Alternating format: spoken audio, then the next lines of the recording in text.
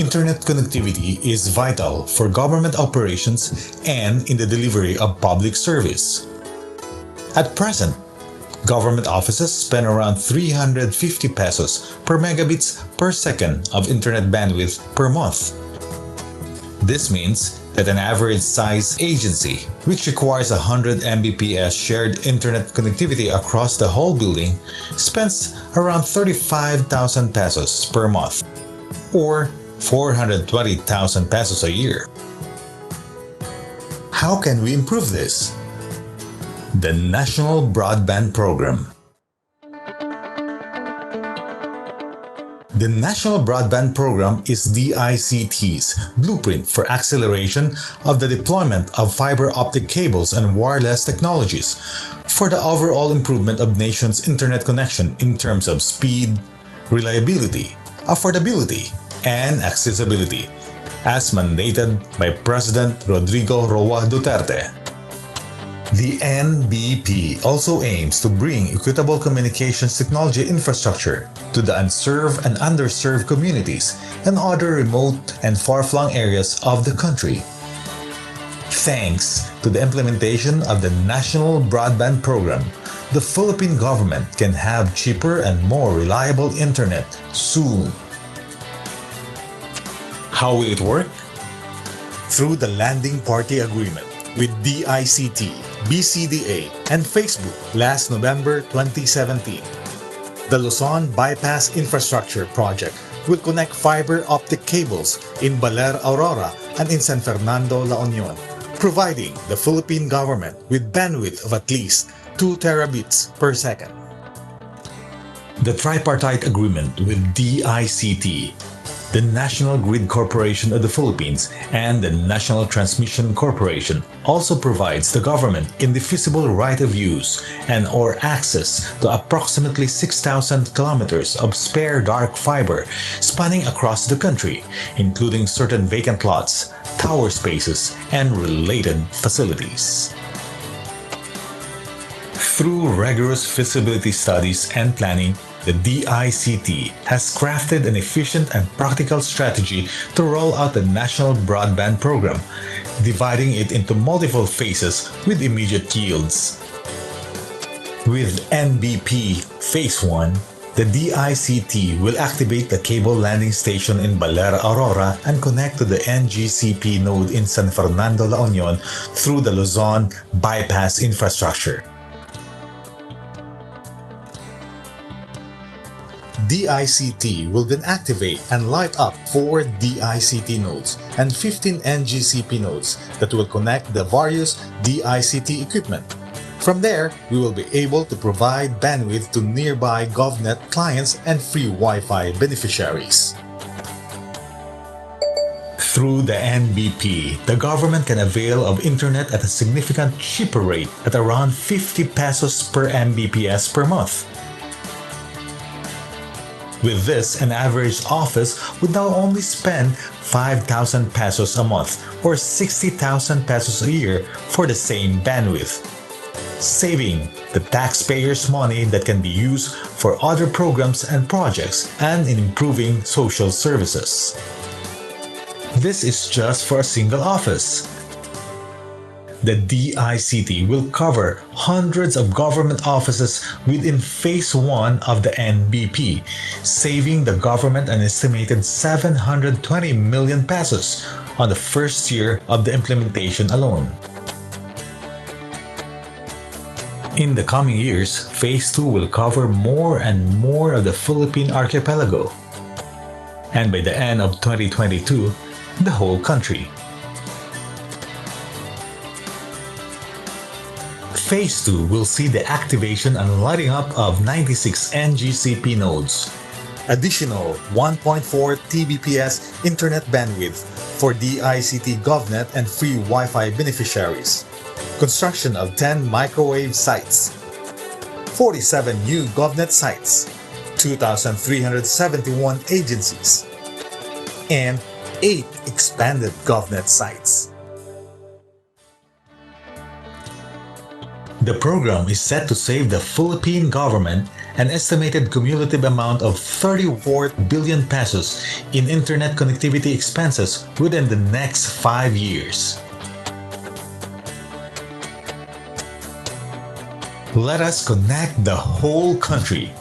Let us digitalize the government, digitalize the nation, and National Fiber Network for a Digital Philippines. Let us connect, connect, connect.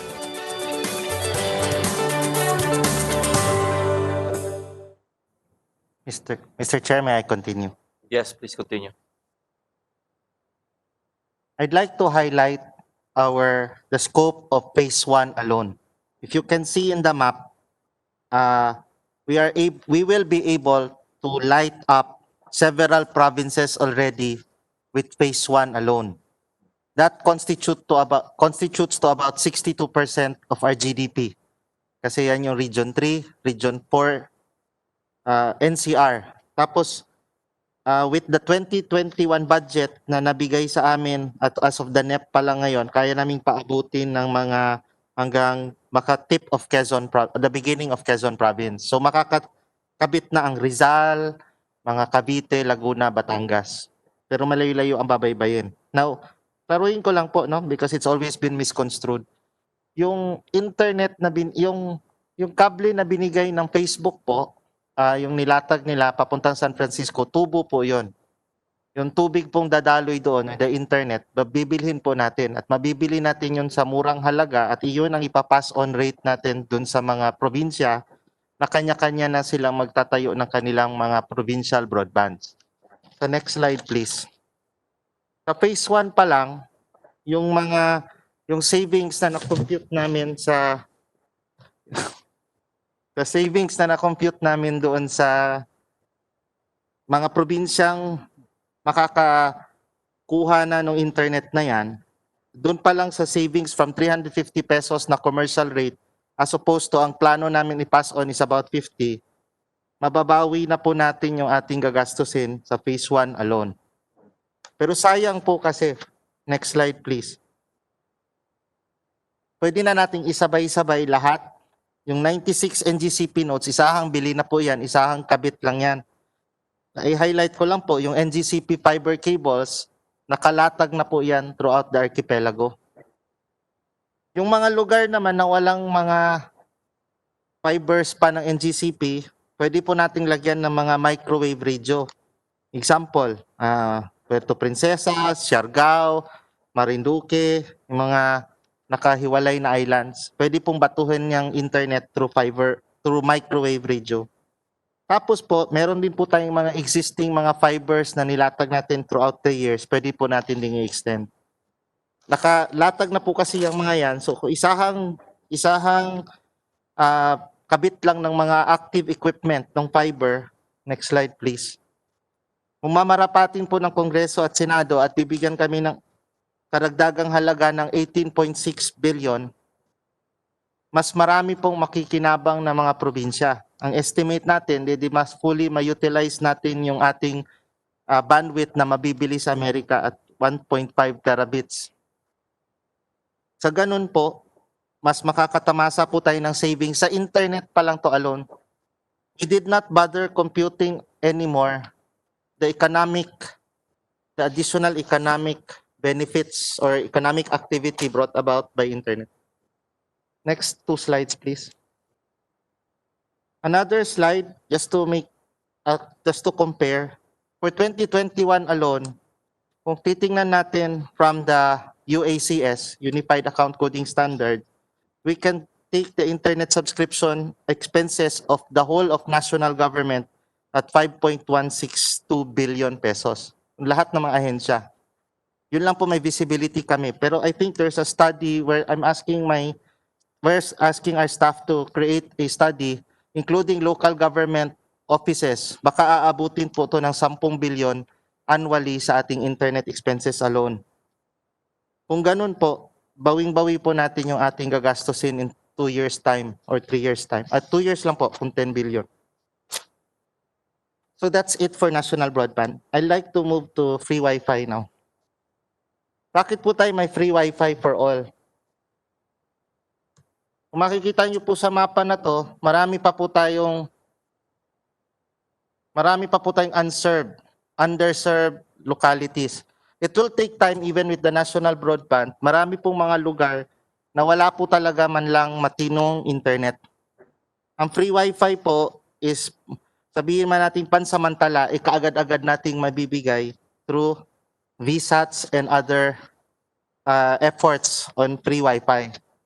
We need to start hooking up and giving internet to these far-flung areas. There are about 5,046 sites right now, serving about only 5 million unique users a year. We wish to increase this to a target of about 27,000 by the end of before we end our term. Why? Because 30% of the 47,000 barangays are considered GIDAs, geographically isolated and disadvantageous areas. So kahit maglatag tayo ng national broadband, medyo it will take time for the fibers to reach those far-flung areas. Our targets, our conservative targets as should be shown here for 2021 is 15,169 additional. Next po. The DICT is also the primary agency tasked to spearhead digital government transformation. So naririnig nyo na po yung Central Business Portal na nailunsad namin last year,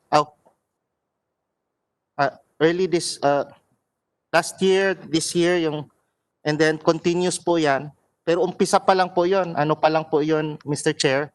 Yun pa lang po yung registration of business. Ang vision po ng Central Business Portal, kasama po sa RA 11032, Section 13 and Section 14, is dapat lahat po ng transaksyon ng mga businesses idadaan sa Central Business Portal para wala na pong pila, isahan lang, pati po yung mga other government agencies doon po nakaakibat. So anything that the business transacts dapat sa CBP.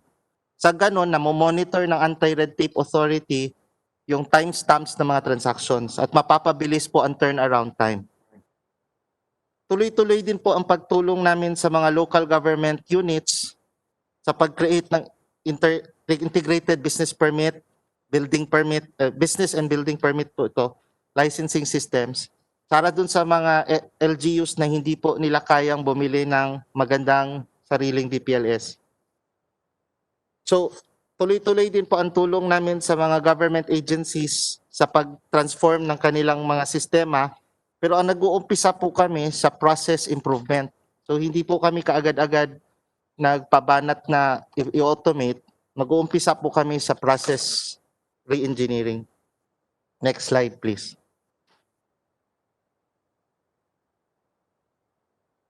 Meron po kaming ilulunsad na ICT Academy. Meron po kaming 3 campus sa Valenzuela, sa Cebu at sa Davao. Dati pa po namin itong Telecommunications Institute. Ilulunsad po namin at i-repackage namin as the ICT Academy. Ang 3 po ang focus nito. Number 1, this will be the ICT school for government agencies, government CIOs, and even government leaders. Kung gusto nilang magkaroon ng advanced courses in IT management, doon po sila sana mag-aral sa amin. Number 2, it will also be the primary center for digital learning for the teachers. So pwede iniinkanyo namin ang ating mga DepEd teachers and CHED teachers. Doon po sila matututong gumamit ng mga learning paraphernalia, digital learning paraphernalia, so in this new age of digital education. At number 3 po, dito po ang magiging primary school sana ng cybersecurity for the whole of nation. So balak po nating magpa-graduate ng libo-libong mga cybersecurity professionals po.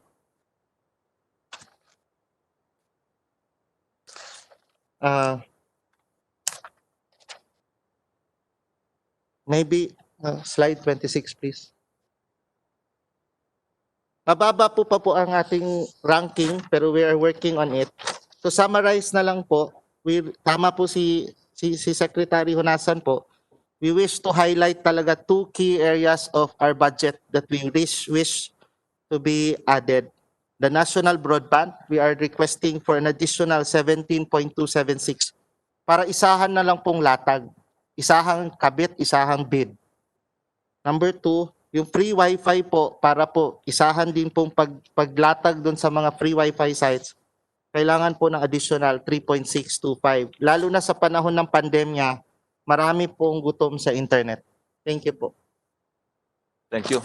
Before I recognize Senator Amy, you know, assuming that the numbers as presented are accurate, why can you not convince DBM as well as the President and the DBCC, yung economic managers, in charge of the preparation of the budget, ba't hindi nyo ma-convince? Yes, Mr. Chairman, may I respond partially? We accept the fact, Mr. Chairman, Your Honors, that the appreciation of the government sector for ICT being the future is still limited. Ang gusto ho kasi is yung nahawakan, tulay, kalsada, so physical. That's the infrastructure component. But from where we sit, we believe that we can actually do this simultaneously. That's one reason. Doon pa lang po sa cybersecurity, we have been relegated to a reactive mode. We are tracking systems and networks. Wala pa po kami ron sa proactive na why they're interested in getting into our systems, transportation, energy. So that's one reason. In fact, last proposal namin to DBM, as you correctly pointed out, we want to convince them, imbis yun na dagdagan, binawi yung amount. So these are some of the reasons why we have difficulty convincing the government sector especially that driven by a sense of priorities. Mr. Chairman, Your Honors, ang analogy namin dyan parang bigas. We have to decide if this is a supply problem or a distribution problem. Now, yung bigas po, yung analogy. If it's a supply problem, bakit nabubulakan tayo ng palay sa bodega? So, yung fiscal space natin, yung national budget, maybe it will never be enough. Definitely. Departments competing for limited resources. But if we develop a sense of priorities and maybe relocate ICT to its rightful place in our national order of priorities, maybe we have a chance at improving our fiscal situation for ICT. And cost effectiveness siguro dapat tingnan. Di ba? Cost effectiveness. Opo. Anyway, Senator Amy, you have the floor. Yes, thank you very much. I share my Vice Chairman's concern that until today, as the Secretary has stated, the government has not invested in ICT. Unlike the other countries in ASEAN, where it is nationally and publicly owned, we are entirely reliant on commercial investment. And then we complain when they fall apart or they fail us or they're expensive and raise rates wantonly when in fact they don't belong to us. And with that, I would like to inquire, Secretary Honasan, please, what amounts have you received so far from the Bayanihan Bills 1 and 2 and the status of these funds? Mr. Chairman, Your Honor, Senator Amy, mabuti po tinanong ninyo yan, no? Being a support agency, relegated po kami dun sa communications and coordination. So imbis na dagdagan po, even invoking the Bayanihan series of legislative interventions, imbis na po dagdagan, binawasan pa kami. Binawi. Kayo yata ang pinagkunan, di ba, ng budget? Magkano kinuha sa inyo? Hindi na. Binawasan po kami ng 4.28 billion. Senator Amy, ang problema kasi, yung DBM, napaka-indiscriminate doon sa pag-decide. Basta nakakita sila ng congressional initiative, automatic FLR. It doesn't matter anymore if those are insertions for infra projects, maski yung institutional amendments na inintroduce ng Senate, Basta't nakitang congressional initiative, automatic, FLR. And alam mo naman yung fate o yung destination pagka FLR, hindi na Wala re-release yun. Yes. Yes, please continue.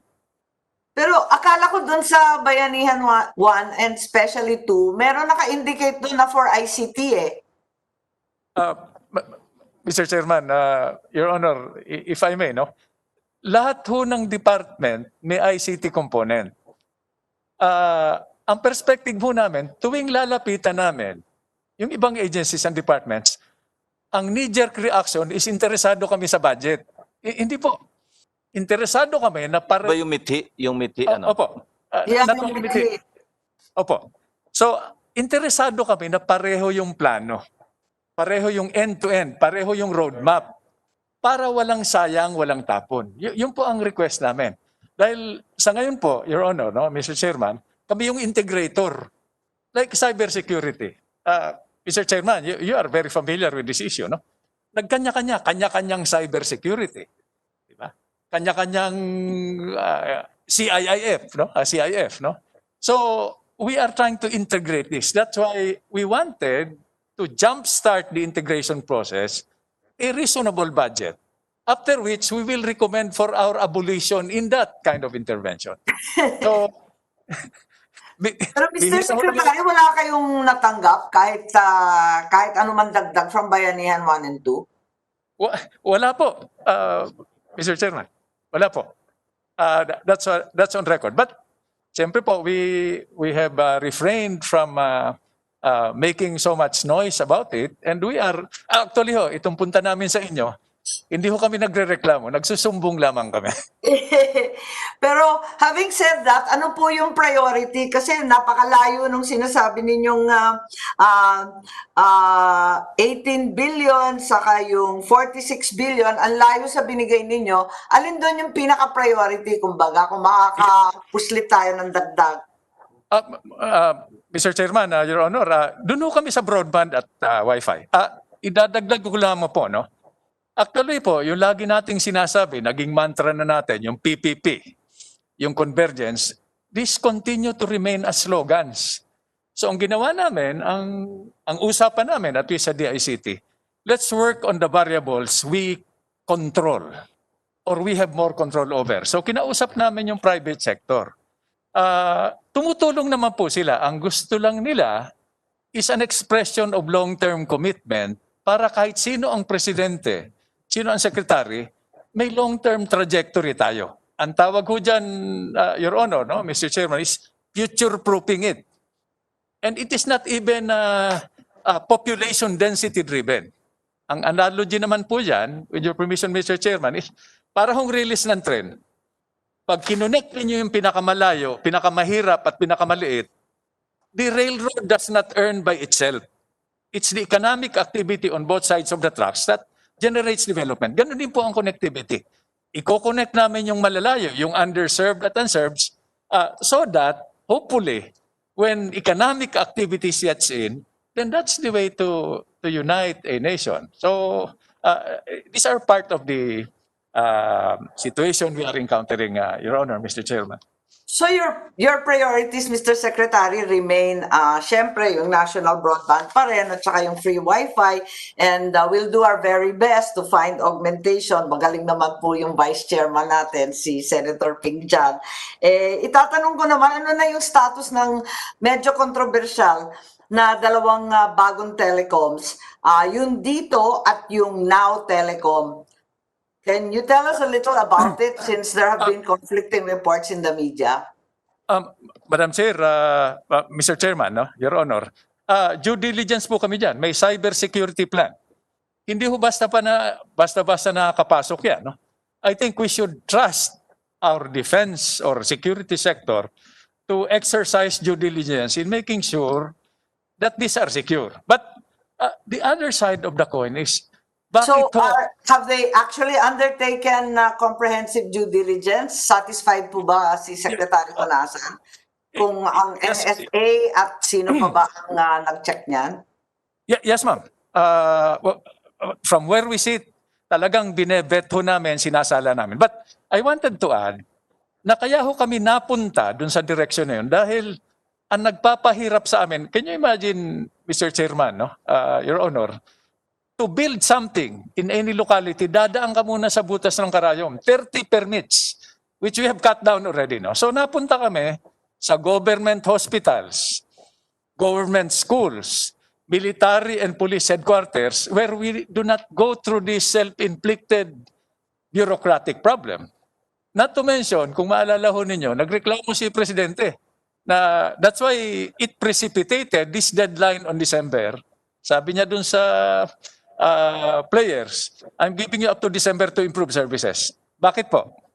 Tumatawag siya sa dalawang cabinet member niya na nakatira sa subdivisions. Hindi ho niya makontak. Bakit?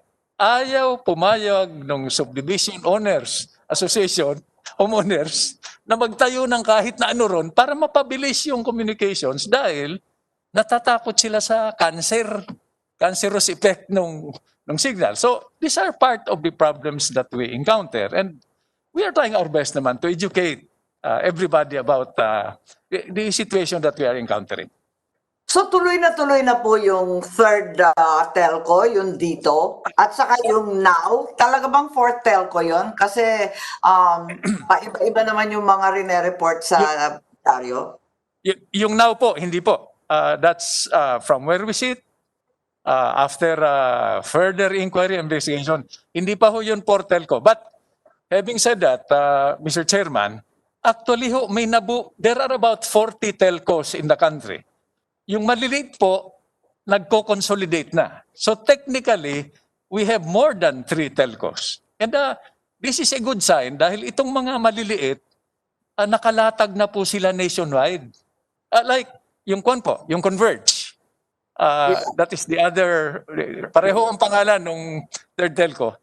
Hanggang Mindanao, hanggang Mindanao na po sila. Ang hiningi namin sa kanila, including the 2 big ones, is pwede ba bigyan nyo kami ng mapa kung nasa na kayo para alam namin kung nasa middle mile o last mile kayo, dito na lang kami kakabit para hindi na namin ulitin. No? Makakatipid tayo dahil limitado ho yung budget namin. No? So, another area, no? Yung education po. Nakita ho ninyo, naging visible kami with Baguio, which is moving towards smart city. Tapos nagpunta rin kami sa Zambales at a few days ago, we were in San Juan. Nag-distribute ho kami ng tablets at saka pocket Wi-Fi. These are the best efforts given our limited resources that we are trying to undertake para may mangyari naman po with variables and resources under our control. Yes, is dito telecoms going to be rolling out anytime soon? Actually po, nagro-roll out na po sila, Your Honor, no? Mr. Chairman. In fact, there are twin initiatives on our part. We came up with a common tower policy, no? Which will affect dito also. They're building towers that will provide single platforms. Hindi ho yung one tower per telecommunications company, no? Sabi namin sa kanila, bahala na kayo mag-usap, pero wag ninyong singilin yung subscriber. Dahil 10 million po, yung traditional tower na nakikita natin, 10 million pesos. Saan nila babawiin yun? No? Sa customer, sa subscriber. Sabi namin, wag naman, mahal na nga ang singil, hindi pa makakonect. So that's the situation we're facing. We're also coming up with NTC might want to amplify on this, no? With a spectrum management policy because historically, ang intervention lamang po, Your Honor, Mr. Chairman, ng national government is the allocation of spectrum or frequencies. The frequencies. Opo. Yung frequencies po, pag-aari yan ng Estado, ng Filipino people, no? Ang nangyari po, yung telcos, and it was not their fault, kinuha ko yung iba, ginamit yung iba, at binenta yung iba. Ngayon po, gusto nating bawiin para ma-redistribute rationally to the new players. Pag ginawa ho natin yan, because the NTC is a quasi-judicial body, they will bring us to court, which is matagal. Abutin naman ho tayo ng siyam-siyam dyan. So ang sagot dyan is executive action backed up with legislative intervention. That's where we are now po. Okay. Thank you. So we look forward to that. I noticed that the DICT, for the first time in 2021, had no budget for confidential expenses, when in fact 800 was given in 2020, 300 in 2019. What's the reason for this, and how were the previously allocated budgets used? Madam Chair, If mabuti you are at mo liberty to say po. well, this falls under special auditing and accounting procedures, no, by law. Of course, Sir yes, we Chairman. understand that But, yes. it's a single paper liquidation. Opo. Pero po, may nagamit na ho kami 400 million. By the way, Mr. Chairman, kayo ho, Madam Chair, Your Honor, no? Familiar ho kayo rito. Yung 400 million is not even enough to buy the software and hardware that will be obsolete by tomorrow. So, I was sharing with the chairman earlier that we have been relegated, Your Honor, to a reactive mode. So, nasa tracking tayo, but we submit our reports directly to the President, and we are willing to submit that to the Chair. Kayo naman balang mag-share nito for a better appreciation. Pero magugulat ho kayo sa mga nadidiscover namin na mga foreign entities na gustong pumasok sa sistema natin. Hindi lang namin alam kung bakit nila gustong pumasok. And some of them claim to be our friends. Now, if with friends like them, who needs enemies? Why is it that you had no allocation for this year? Humingi ba kayo o talagang in-avoid na ninyo yung controversy ng confidential funds? Mr. Chairman, Your Honor, humingi ho kami yung binabanggit ninyong 800 million, pero binawi po. Hindi na ho kami nagreklamo dahil sabi nga, we have other priorities to attend to. Okay, so yung 800 million nakuha ninyo for 2020 because you only spent 400? Hindi po, tinanggal po, Your Honor. Yung 2020? Opo. How much of that did you receive? Yung sa 800, yung 400 lang na binanggit nyo? Wala po. Ang nakuha lang namin yung sa 2019 na 400. Gagamitan mo namin at kakiklear nung last 100 na tranche. I see. How much did you request in 2021? 800 din? Sana? Hindi na ho kami nagtangkang mag-request. Binawi na ho yung... Not requested. Siguro last na lang po. You made a very Siguro, controversial... Senator Amy, ayaw na niya maiyak. Awang-awa na sa sarili. Tuwing umiiyak ko kami, pinapag-report ako ng chairman at saka ni Senate President dito physically. Kaya nga, ano ba yan? You made a very controversial statement po, Secretary Honasan, asserting that our internet was not bad. Despite the fact that it is the slowest except for Laos and Myanmar in our region of ASEAN. Kahapon nag-umpisa yung first day of school at lahat nagrereklamo pati sa Senate hearing kasi ang sama ng internet. Maybe you'd like to explain a little further about this statement na we're doing okay. Yeah, bago sumagot si Senator Honasan, isingit ko lang, diyan siya naiyak. Kasi nung sinabi niyang not so bad, kinurek ko siya dapat not so good. Sabi ko nga sa kanya, I was teasing him, napunta lang siya sa executive, naging maramdami na. Anyway, sige, please answer. Hindi bagay maging iyakin si Greg. Actually, Mr. Chairman, Your Honor, tama ho yun. I apologize to the Chair and to the Senate President. I should have really said, para medyo may positive note naman, na it's not yet that good, but we are trying to improve it. Wag naman yung it's not that bad. Pero, Mr. Chairman, Your Honor, having said that, the global surveys indicate that we are not doing that good yet, but we are not doing that bad. Nasa pagitna-gita po tayo.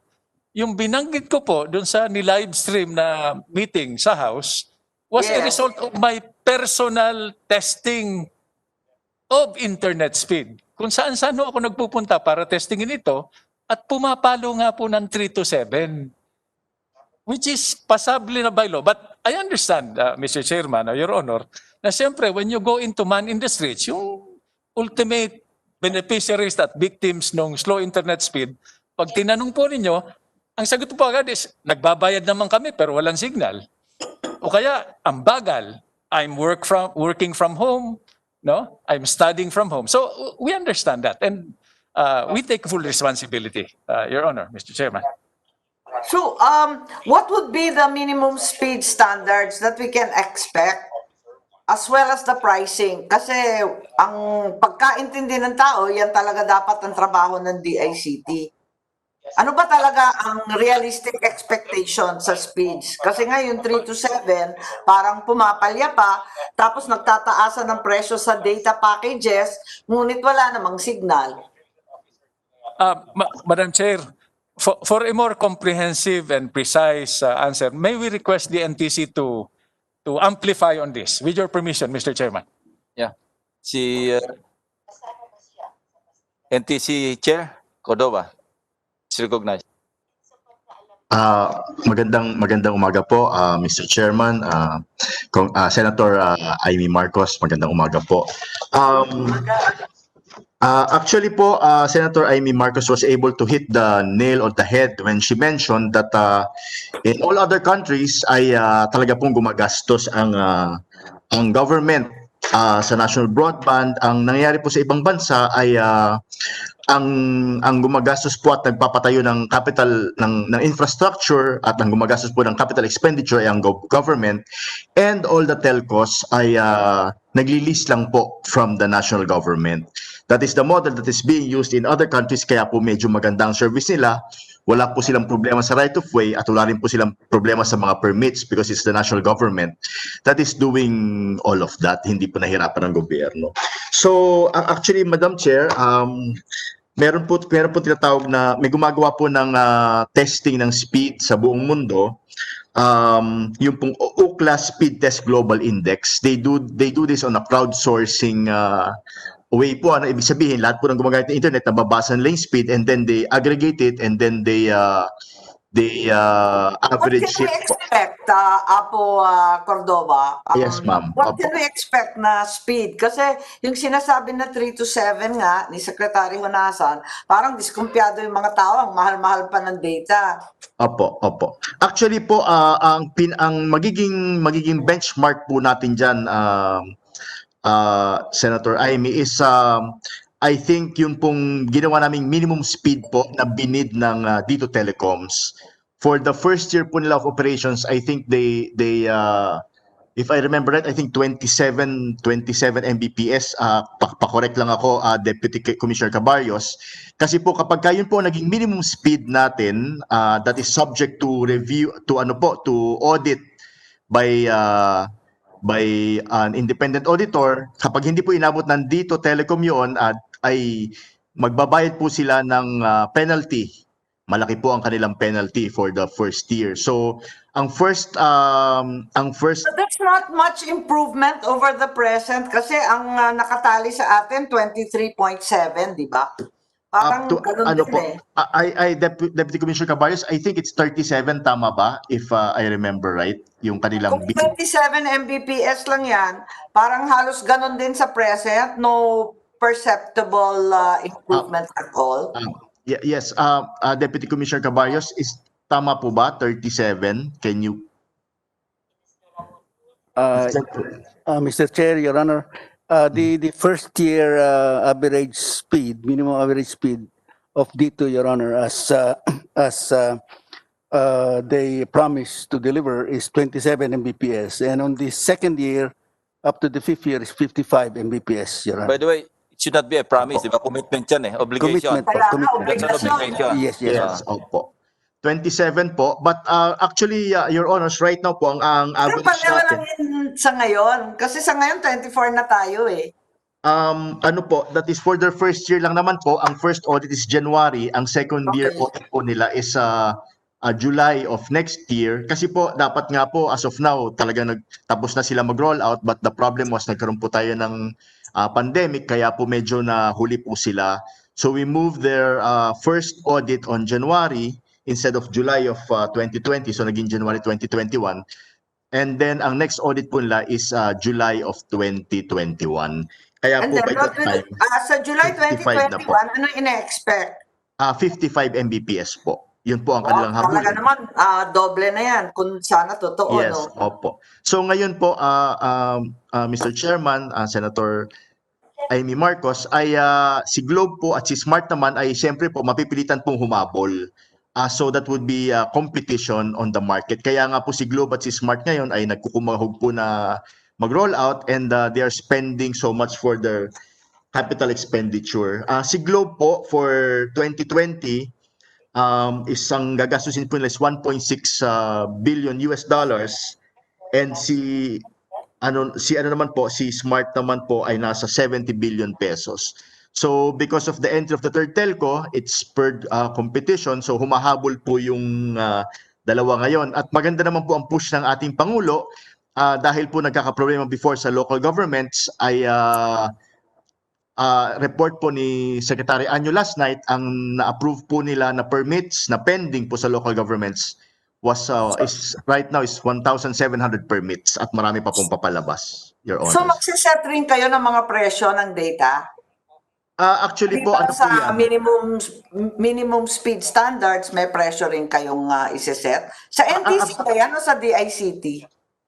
Actually po, Your Honor, sa NTC po, but ano po yan, the regulated po, they will fight it out in the market. And actually po, medyo matindi po ang competition nila, kaya po bagsakan po sila ng presyo. Yun po ang Hindi ko pa mangyayari po dyan. nararamdaman yung bagsak presyo, mahal-mahal pa rin.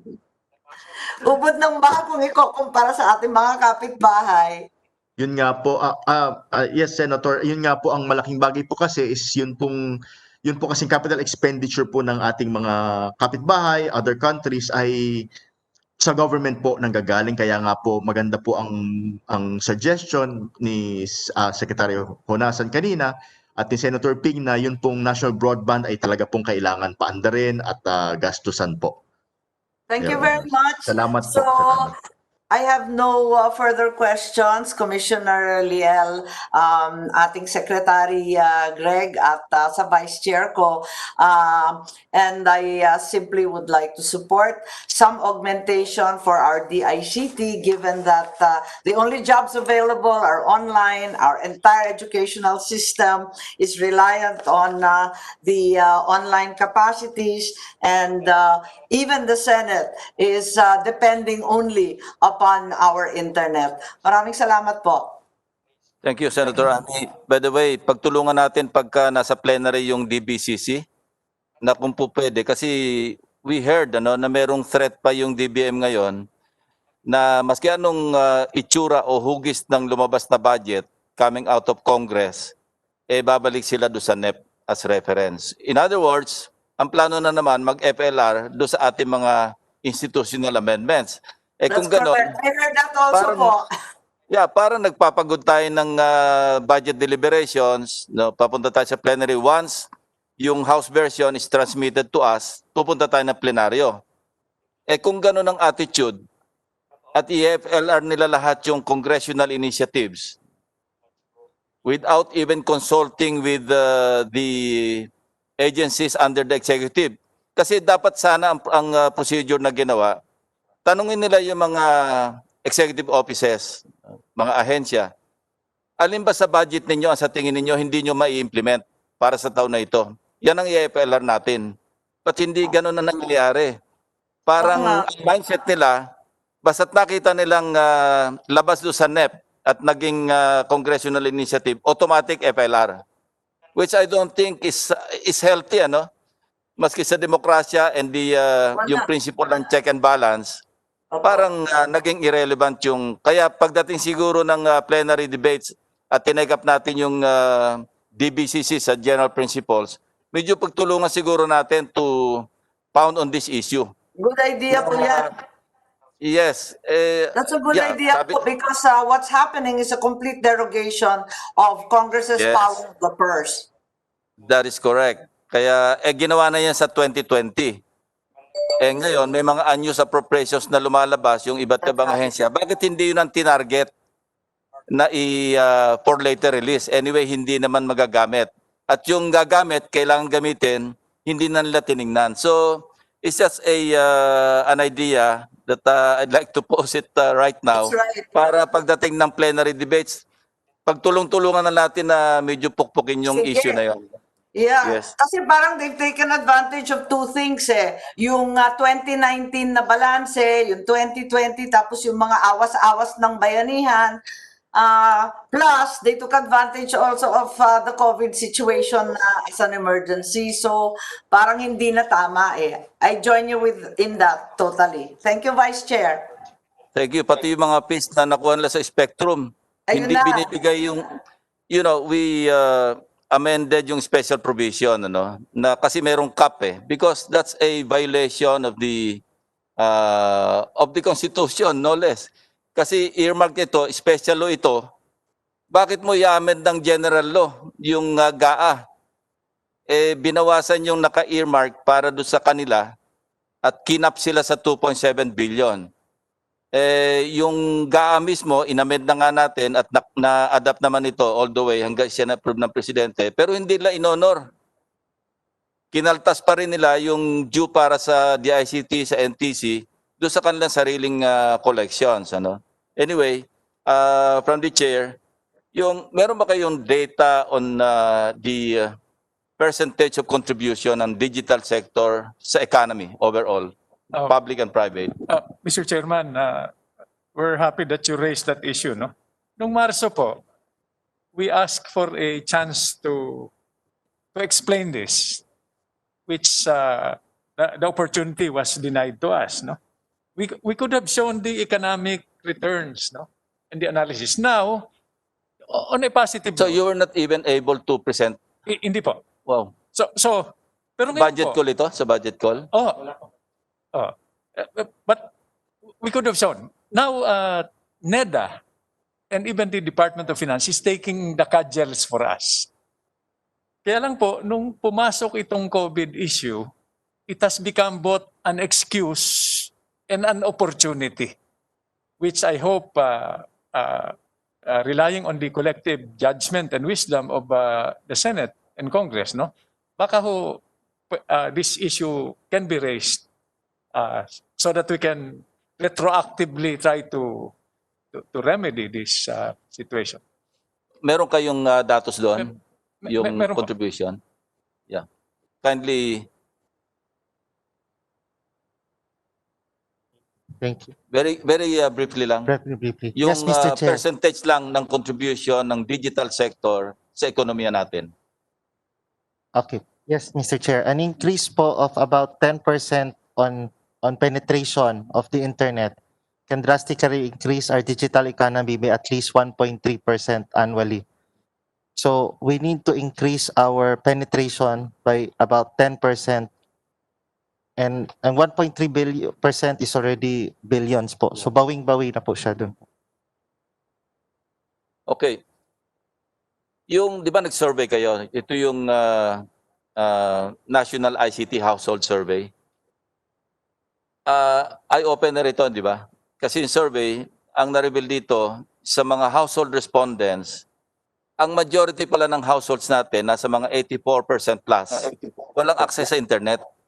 Ang may access lamang, nasa mga 15.7%.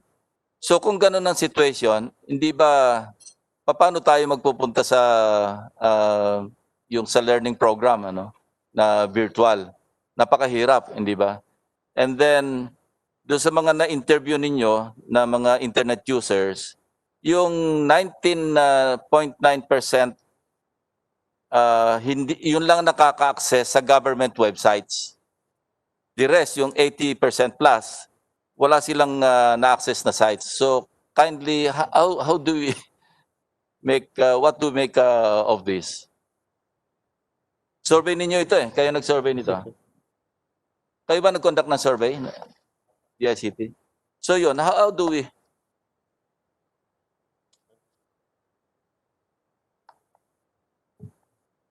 Mr. Chair, thank you for pointing out our National ICT Household Survey. In fact, sir, that's the reason why ang immediate naming response muna habang we will build the national fiber backbone is the free Wi-Fi for all. Because that is the most rapid, way of distributing Wi-Fi through VSAT installations. We're nationwide. And we intend nga to add 15,000 by next year. Isa po nga po sa aming dasal sa Kongreso at sa Senado is to allow us to also ease up the procurement provisions of Bayanihan 2 kasi hindi ganun siya ka-specific na we can also use it for the free Wi-Fi initiatives. And lahat ng ating digital connectivity, hindi ganun ka-clear po eh. It's only, ang easing up of the procurement is for health and education. So, kailangan pa na ng more liberal interpretation. But kung mamarapatin po nyo, that's our immediate response, yung VSAT Wi-Fi na installations. Yung budget po namin ngayon na 2.4, kung madagdagan nyo nga po nga, tama po kayo kanina, Mr. Chair, no? Yung SUF po, yung contribution po namin to the Philippine economy as the telco is the SUF, yung bayad ng mga telco. Pero percentage lang po doon ang aming nasa amin. So kung ma-free up nyo rin po ang SUF, actually po, Mr. Chair, pwedeng doon lang po nga po namin i-charge dapat yung national broadband eh. 'Di ba? Kung tutuusin, kung dahil ngayon 10 billion ang aming na-collect na SUF, kahit yun na lang eh. Di dapat Use of fund na lang. yes po, para ko ba special purpose fund siya, 'di ba? Parang tobacco tax. Dapat meron kaming But the problem is, unlike ito na experience sa PNP eh, yung mga trust receipts, ano, ang gusto talaga ng gobyerno, ipapasok mo muna sa treasury bago ka magmamakaawa na ibalik nyo sa amin. Yeah, you know, I've always been batting for, baka pwedeng ilista na lang doon, tapos yung use of fund, idiretso na sa agency. Anyway, kayo naman nagko-collecta and i-account din naman yan, i-audit din naman yan eh. But I cannot understand kung bakit ang gustong-gusto ng national government o yung treasury or DBM, papasok mo na sa kanila, tapos titipirin ka na dapat magamit mo. Sabi mo nga, pwedeng stand alone, ano? Hindi na aasa sa GAA sa annual expenditure program. Paggamit nyo na lang sa amin yung aming mga fees at makaka-deliver kayo. So again, whatever problem or problems we discuss here, babalik at babalik tayo sa original na problem ninyo na to attend to the national broadband program at saka yung sa Wi-Fi, di ba, yung free Wi-Fi. Kasi ito yung backbone, pwedeng sabihin natin, backbone na ng economy ito eh. Kasi in this day and age of modern information technology, wala tayo talagang reason na hindi mag-catch up or to be at par with the neighboring countries. Considering na yung investors, titingnan din nila, ang unang tinatanong nga eh, minsan hindi na yung ibang factors, kumusta ang internet speed? Pag nalaman nilang ganon, dito na lang kami sa Vietnam.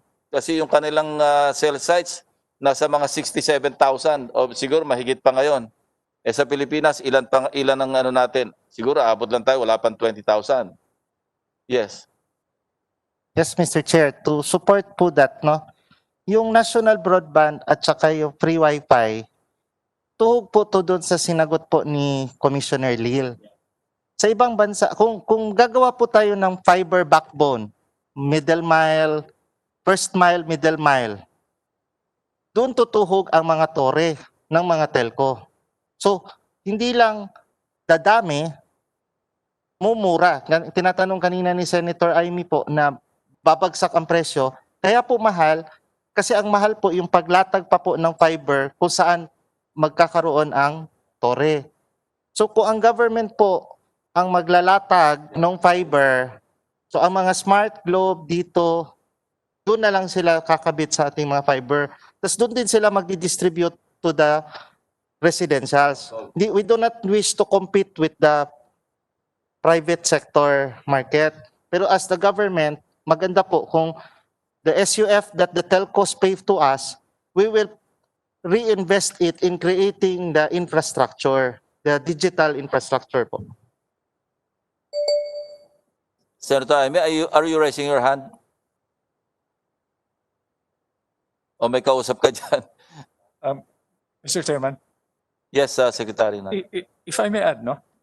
Yung dinescribe po ninyo na experience niyo even in the PNP is only part of the problem. Dahil as a technical support department, kami ho ang in charge dun sa tubo, sa connectivity. Iba pa hong usapin yung content. So ang sinasabi po natin from how you describe it is up to a certain level, it must be end-user driven. Ang magsasabi kung ano ang kailangan, hindi ho ito, this is not part of the discretion of the, let's say, the DBM. No? Hindi sila magsasabi kung anong kailangan. So, sinusubmit ho namin yun. No? So, kaya po, dito sa binanggit natin na let's say, sa DepEd, kami ho nag-allocate na, as per instructions of the President, ng frequencies. And we have discovered that bukod doon sa TV, no, yung blended learning, marami hong bakanting frequency sa radio. So we're exploring all possible options to accomplish the mission. But as a technical support department, kami lang ho ang in charge nung highway, nung digital highway. Yung padadaanin doon is already a function of convergence and coordination. Commissioner Lil or siguro si Deputy Commissioner, ilan pa ba yung frequency nyo available? Marami pa? I remember when I was with OPAR, di ba, pinagamit nyo kami ng isang government frequency na medyo maganda and di pa ako napagpasalamat pala. Yes, Mr. Chairman, Senator Lacson. Ano po naman yun pong International Telecoms Union ay tuloy-tuloy po ang paggawa ng mga resolutions para po madagdagan ng frequencies na available po. Yun pong nabigay sa OPAR noon is still available po right now dahil tapos na po yun pong work of OPAR. Your honors. Opo. Sa aming empathy. Opo, tama po. Anyway, ito isang problema, no? Nung nag-start yung quarantine nung March, di ba? Hanggang ngayon, yung membership inquiry portal ng PhilHealth inaccessible. So, may pandemic tayo, tapos may mga risk na lumabas, kaya asa ngayon do sa internet service accessibility ng portal. Ano status na ngayon nun? Yung status ng online services nyo sa mga government agencies. Yung PhilHealth naman to. Kasi inaccessible yung kanilang Is it still the situation? Mr. Chair, pardon me, pero I'm not very particular whether the DICT's Online Services Division is the one hosting the PhilHealth because I believe they have quite their own infrastructure po eh. So baka kanila po yung hosting nun. Baka sinadya para hindi namin ma-access. Mr. Chairman, idagdag ko lamang po, no? Nung mag-assume yung bagong management ng PhilHealth, upon the suggestion of... This is Dante Guieran na. Hindi po. Oh, si Dick Morales pa. Si Dick pa. Pinapuntahan po namin voluntarily upon the suggestion of some of our common friends, no? Para itanong kung paano makakatulong. This is voluntary po, no? So, we proceeded from there. But it's still, no, I believe, even in the case of PhilHealth, a baseline data management problem. Talagang nakalimutan nila yung due diligence doon. Kasi minsan sinasadya, experience namin ito every year in and year out. Tuwing malapit na yung budget deliberation ng DPWH, inaccessible yung website. Parang ayaw magbigay ng information. Baka ganun din ang PhilHealth. Anyway, so maski saan pa makarating hanggang sa sabi nga namin ni Secretary Nasa nung kadete pa kami, until you reach the buttocks of Marilyn Monroe, kasi panahon pa ni Marilyn Monroe noon, babalik tayo dun sa yung kailangan yung funding for NBN at saka yung free Wi-Fi, which amounts to something like mga 20 plus, di ba? Yeah, 20.9. So, ang commitment as I have done in the past during for this year's budget ng DICT, talagang pinupursu namin. But, ang problema nga, pagdating na sa execution phase, yung implementation phase, kasi kami, authorization kami, yun ang trabaho namin sa Kongreso. Yung nagpe-prepare, executive. Kami yung mag-authorize by way of the GAA. Babalik na naman sa executive for implementation. nandun ang problema. Even in the budget preparation, hindi kayo makasingit doon sa budget call kung ano yung gusto nyong makuhang budget, hindi naman ibibigay. And then here comes Congress, the House and the Senate, mag-augment. Pagdating sa budget implementation, pupulutin naman. So how do we solve that problem? Can you help us? With all due respect, all we can do, best effort, is to give you the information. That the accurate, the complete information, no? Without any unnecessary bias, para you can help us. If we speak with one voice and deliver the same message, baka makinig yung departments concerned. Yeah, and our best chat, pagdaan dyan sa floor. Opo. Ang problema, pag alis sa floor, iba, yung alam mo yung President's message, yung budget message sa DICT, ito, basahin ko. Familiar pa ba kayo? Yung talagang ang emphasis niya, ICT. No? Teka, hanapin ko rito sa notes ko, yung budget message ng Presidente.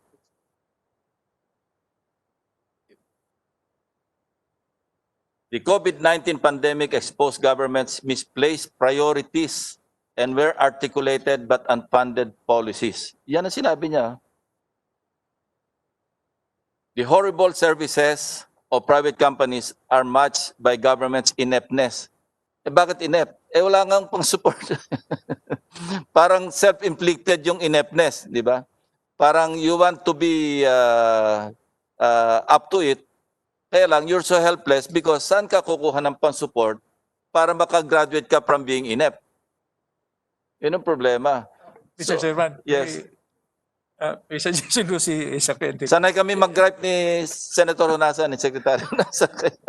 Yung po, for starters, i-allocate lang po yung connectivity prescribed by law. Yung SUF po, baka boundary na kami doon. Well, that's what we did, ano? Opo. Naglagay kami sa special provision, di ba? At inadapt naman nito sa GAA. Na inalis namin yung cap. Anong ginawa? Violation pa ng ano yan, ha? Because special law nga yung 10929. No? Yung sa spectrum, ano? And then, itong GAA, kahapon lang, dinidiscuss namin yan doon sa franchise ng Aerospace Incorporated, yung sa San Miguel, yung airport. Yung general law, sa statutory construction, yung general law cannot amend or repeal a special law. Kaya nangyari, ito nga, special law itong isa, inayos pa namin doon sa GAA, which is a general law, pagkatapos hindi naman in-implement, binayolate pa rin. So, where do we go from there? Again, we will insist, ano, pagdating na naman sa budget deliberation, papasok ulit namin yon. But we also need you to do your part in also, you know, making the President probably aware na ito yung consequences pag hindi nyo kami pinonduhan. At ito naman yung consequences kung ponduhan nyo kami. We'll comply, Mr. Chairman. Yeah. Kami, at our end, gagawin namin yung tulad ng ginawa namin last year for this year. Gagawin namin. Mr. Chairman, if I may add, Mr. Chairman, if I may add, we're concerned about the ticking clock, no? Because before the COVID-19 issue, our timeline for setting this in motion was about 18 months. Pero realistically po, pag umabot na tayo by next year, last quarter, government will slow down. Yung momentum na ma-develop natin. Now, we're worried na if this self-inflicted bureaucratic situation is not corrected and institutionalized, baka mahirapan na tayo, including the post-2022 scenario.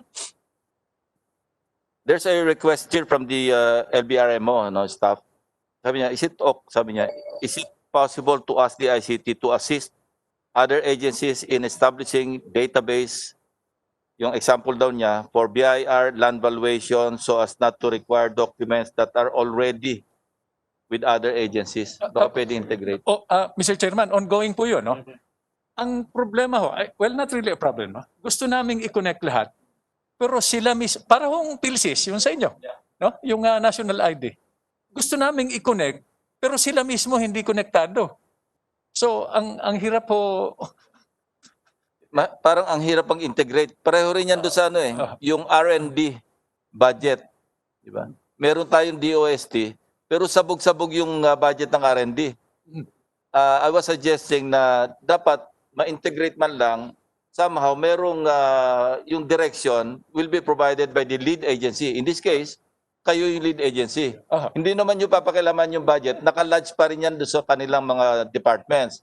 But, bigyan kayo ng poder or influence man lang kung paano ang direksyon ng paggamit ng budget. Para hindi sabog-sabog. Kasi pagka sabog-sabog, tama sabi mo, gusto nyo mag-connect, sila naman yung ayaw mag-connect. at Mr. Chairman, naalala ko tuloy, nabanggit nyo yung R&D, naalala ko ninyo, bumisita tayo ni Senate President, visited. They plow back 15% of their gross revenues to R&D. To R&D. Kaya lagi silang one step ahead. Proactive talaga sila. Samantalang tayo, ang share natin, nasa mga 0.4%. And anyway, magko-commit na naman ako sa inyo and I will do it. Kasi when I commit, meron naman talaga pagkukunan. Every time naman, nakakahanap tayo kung saan hugutin. Na-adapt naman sa pagpasa ng budget. But you take care of the implementation phase or the execution phase. Kasi sa inyo na yan, sa executive na yan. I think, ewan ko how you do it. Pero kami, yung end namin, yung requirement ninyo for yung pag sinabi mo isang latag na lang, all the way na ito. Whole country na ito. Kung bibiglayin, kasi sabi mo nga noon, tatandaan ko rin last year, kung tiyani-tiyani ang bigay, mas magastos. Di ba? Pero kung isang latag lang, diretso, mas malaki matitipid. And the cost effectiveness, nandiyan naman.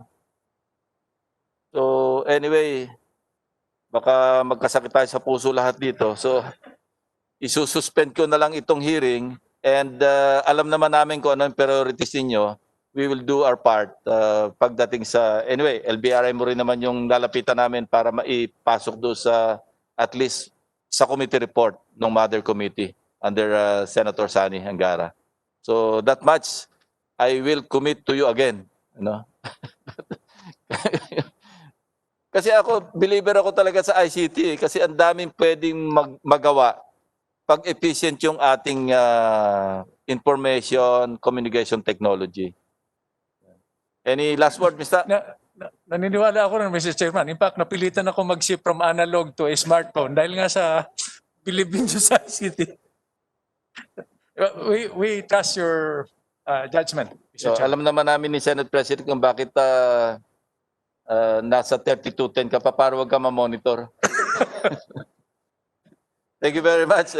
See you in the plenary. No? This is considered recommended na sa plenary itong budget ng DICT with a promise that i-augment namin ito. Thank you. Salamat po, Mr. Chairman. Sa inyo ni Senator Amy.